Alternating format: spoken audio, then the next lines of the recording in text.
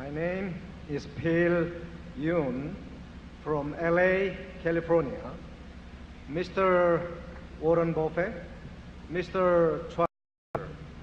I'm one of the persons who highly admire you both.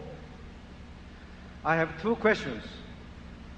Question one, your view on world financial business environment in the next decade.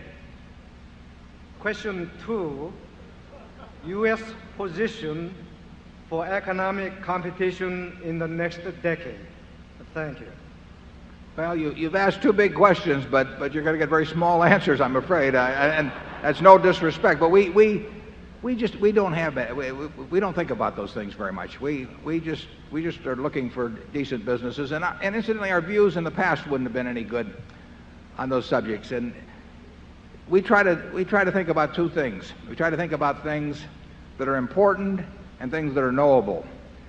Now, there are things that are important that are not knowable. In our view, those two questions that you raised fall in that. There are things that are knowable but not important. We don't want to clutter our minds up with those. So we say, what is important and what is knowable? And what among the things that fall within those two categories can we translate into some kind of an action that is useful for Berkshire? And we really, there are all kinds of important subjects that Charlie and I, we don't know anything about. And therefore we don't think about them. So we have our view about what the world will look like over the next 10 years in business or competitive situations. We're just no good. We do think we know something about what Coca-Cola is going to look like in 10 years, or what Gillette's going to look like in 10 years, or what Disney's going to look like in 10 years, or what some of our operating subsidiaries are going to look like in 10 years. We care a lot about that. We think a lot about that. We want to be right about that. If we're right about that, the other things get to be, they're less important.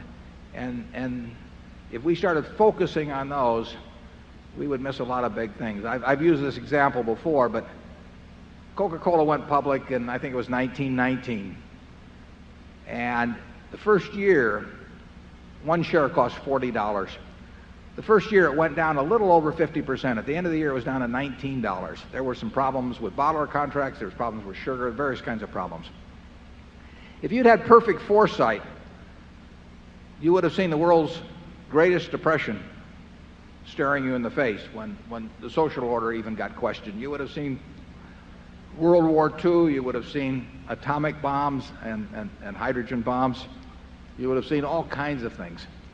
And you could always find a reason to postpone why you should buy that share of Coca-Cola. But the important thing wasn't to see that. The important thing was to see that they were going to be selling 1 billion 8-ounce servings of beverages a day this year, or some large number.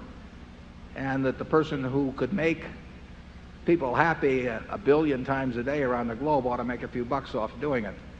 And so that $40, which went down to $19, I think with dividends reinvested has to be well over $5 million now. And if you developed a view on these other subjects that in any way forestalled you acting on this more important, specific, narrow view about the future of the company, you'd have missed a great ride. So that's the kind of thing we focus on. Charlie?